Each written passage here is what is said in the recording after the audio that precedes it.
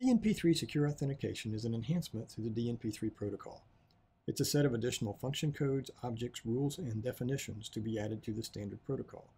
It's contained within a supplement to Volume 2 of the specification. It's designed to ensure the receiver of a message can verify that the message was sent by an authorized user and verify that it was not modified in transit.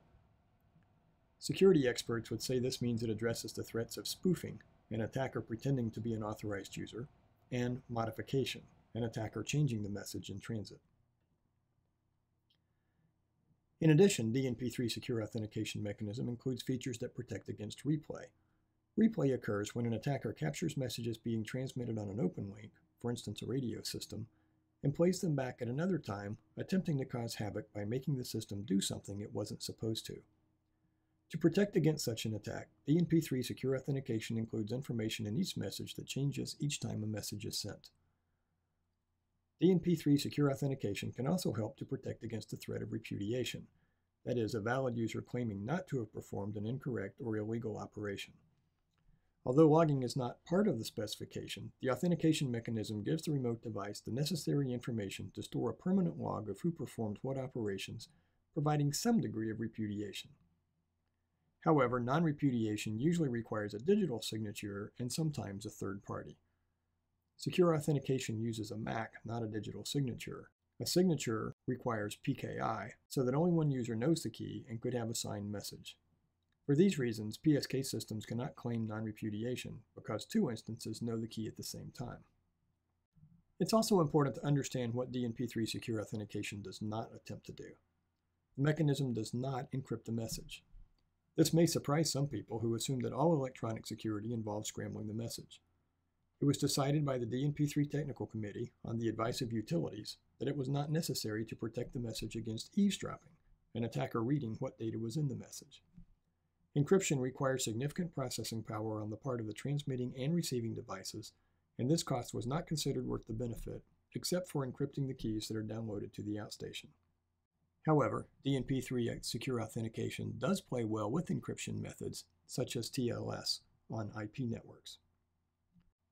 DNP3 Secure Authentication also does not protect against traffic analysis, the ability of an attacker to determine what a utility is doing with a remote device by watching the pattern of message traffic. Lastly, it does not protect against denial of service, that is, an attacker transmitting so many valid or invalid messages at a remote device that it's made unavailable to valid users, or it's brought to its knees. Denial of service attacks can rarely be addressed within the receiving device itself and are best dealt with by an intervening device like a proxy server or firewall that can filter unwanted messages. DNP3 Secure Authentication was designed with the following principles in mind. Authentication only. It addresses authentication only, not encryption or other security measures, as discussed already.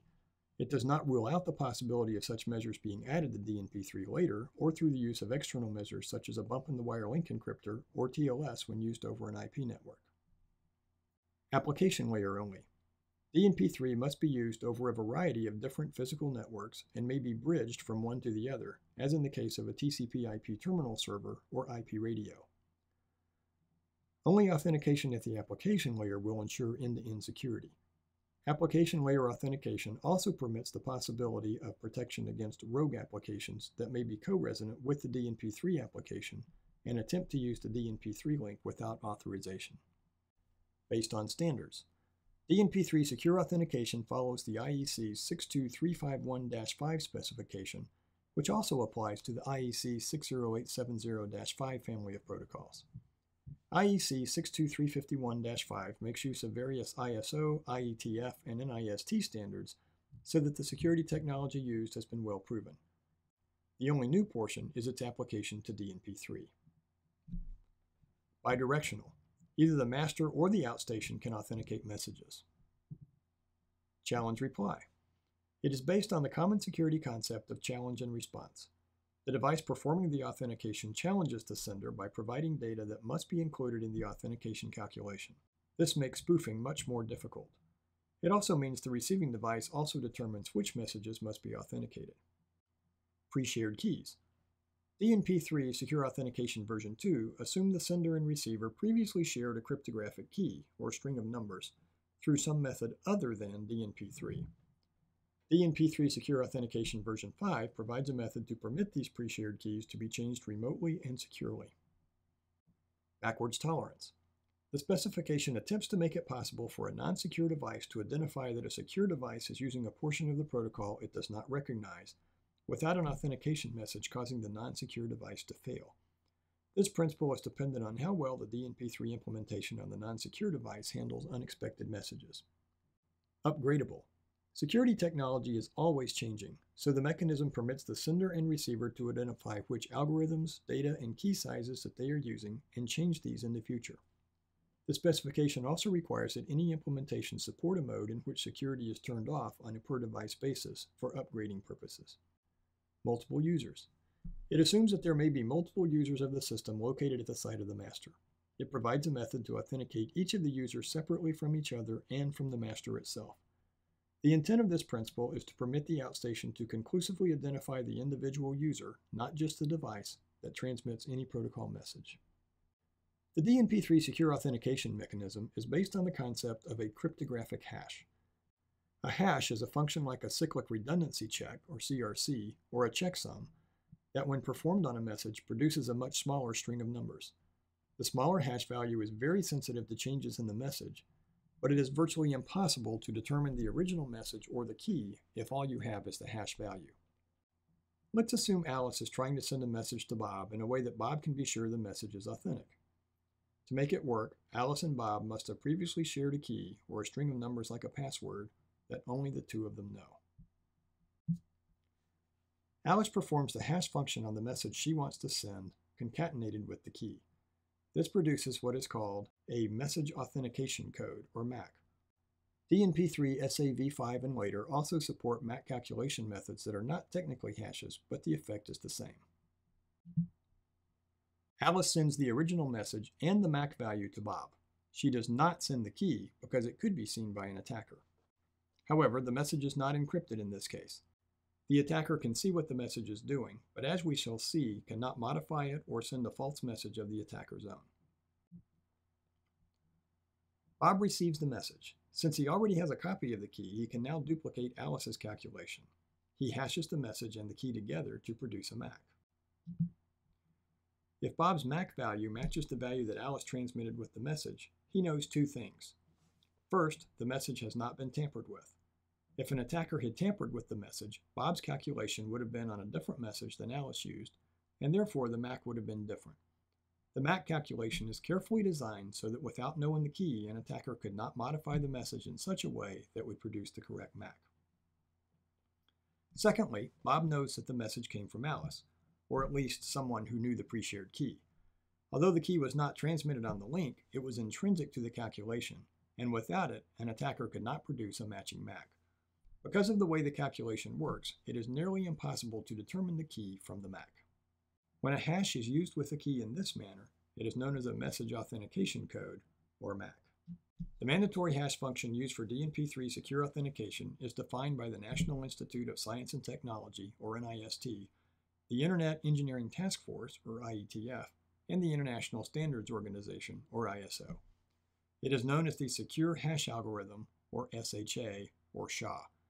Two varieties of this algorithm, SHA-1 and SHA-256, may be used in DNP3 Secure Authentication.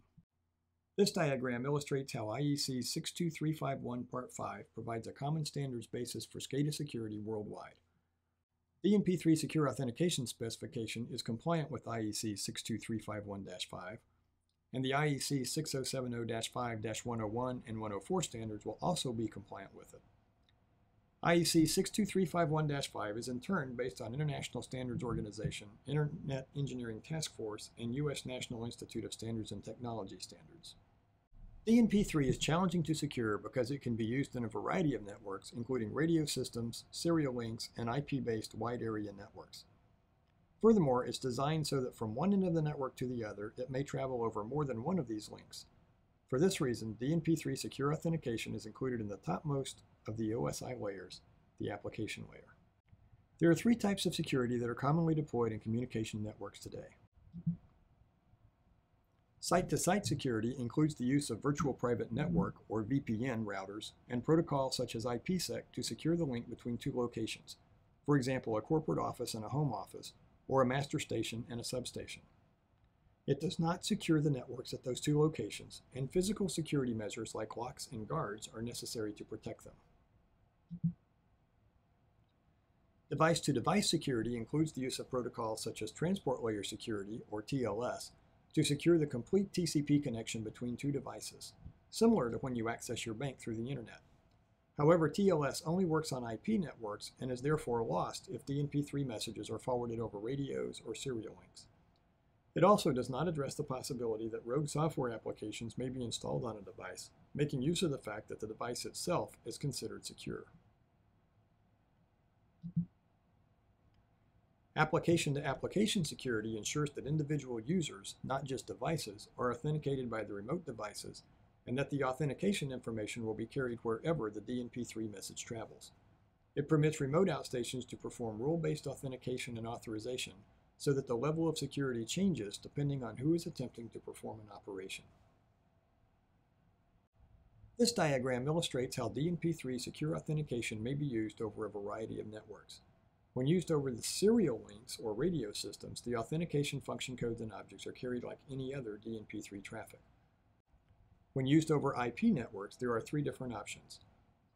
First, TCP with authentication only, recommended for use over wide area networks and mixed networks. Second, TCP with authentication and encryption, using transport layer security, recommended if messages must travel over a very insecure network, such as the internet. And third, UDP with authentication only, used under specific circumstances when TCP cannot be used and the network is guaranteed to be reliable. Because the DNP3 authentication messages travel at the application layer, they are carried with the rest of the DNP3 message when terminal servers or IP-based radios are used. Some utilities are using these devices to avoid using routable protocols in some portions of their SCADA networks. Using DNP3 secure authentication ensures that there is a security solution even when terminal servers or IP radios are used. One advantage of DNP3 secure authentication is that it allows utilities to deploy DNP3 in a secure fashion over IP networks. Some utilities may be missing the benefits of deploying DNP3 over IP because they are concerned they will be required to deploy very expensive security measures if they do so. DNP3 secure authentication provides security in IP networks and thus provides an evolution path to other IP-based automation solutions such as IEC 61850 in the future. Some vendors may permit such an evolution as a firmware change if the IP networking hardware is already in place. DNP3 secure authentication is suited for the following types of applications. New deployments. Because this is in addition to the DNP3 protocol itself, it will require new software or firmware at both ends of the connection. Therefore, it may be most convenient to deploy DNP3 secure authentication in new networks and investigate other solutions for legacy systems. Unprotected radios. Radio systems with serial link inputs that are not authenticated or encrypted represent one of the most vulnerable types of DNP3 deployments. Deploying DNP3 secure authentication permits these networks to be secured without hardware changes. Multiple users. In networks like the data concentrator system pictured here, DNP3 secure authentication permits a separate identifier to be assigned to each user at the master, for example, Alice or Bob, so that the operations performed by that user are tracked throughout the system. Data concentrators. The specification has rules defined to ensure end-to-end security even through a data concentrator such as the configuration pictured here. Varying protocol suites. As discussed previously, DNP3 secure authentication operates at the uppermost protocol layer and is therefore carried across networks that use different lower layer protocols. Mixed IP and serial. As discussed previously, DNP3 secure authentication works well with terminal servers and IP-based radios. This slide shows what's addressed by DNP3 secure authentication. It addresses integrity, spoofing, man-in-the-middle, replay, authentication, authorization, message integrity, and role-based access. Eavesdropping is addressed only to the extent of securing cryptographic keys. A question that many utilities ask is, where does DNP3 secure authentication fit with respect to the NERC CIFS? Firstly, as of this writing, July 2014, the mandate of NERC applies only in bulk electrical system, that is transmission, So in theory, distribution networks, where many DNP3 deployments are found, are not affected by the SIPs by definition. This may change in the future, however. Secondly, some people make the argument that DNP3 is not a routable protocol and therefore does not need to be secured. That may be true of DNP3 over serial links, but it is certainly not true of DNP3 over IP, because IP by definition is a routable protocol. It's not clear how it applies when DNP3 is transferred from an IP network to a serial or radio network. Thirdly, some people make the argument that electronic security controls are not required for SCADA or data traffic, only for remote login to a device. Their argument is that the term external interactive access means remote login. It remains to be seen whether this position is defendable. Lastly, the location that DNP3 Secure Authentication may be deployed may vary depending on how your organization chooses to define its critical cyber assets and electronic security perimeter. This in turn may depend on how much power may be switched or shed on a given network. Having considered all these items, it may be that your organization chooses to define its electronic security perimeter in such a way that some of its access points carry DNP3 traffic. In these cases, DNP3 Secure Authentication is intended to provide a technical control to ensure the authenticity of the accessing party. DNP3 Authentication version 5 improves on version 2 in several ways. It adds the ability to remotely change keys on all outstations without sending personnel to the site, reducing the cost incurred when an operator leaves the organization or a key is compromised. It adds the ability to control management of keys from a central authority using either pre-shared symmetric keys or security certificates using asymmetric keys, also known as public key encryption or PKI. The symmetric method is the mandatory default when asymmetric methods are optional. It provides better protection against denial of service attacks by continuing to operate as normally as possible even when suspicious events are encountered. It provides a simple means for detecting some types of attacks by requiring outstations to track and report statistics on the operation of the protocol. It supports cryptographic algorithms that were not available in the earlier version and changes some default algorithms because the older versions are no longer as secure. For instance, AES 256 is now the default for encryption instead of AES 128, and SHA-1 is discouraged, with SHA-256 being the default for hashing. SAV5 also supports the newer, less processor-intensive GMAC algorithm for calculating MACs.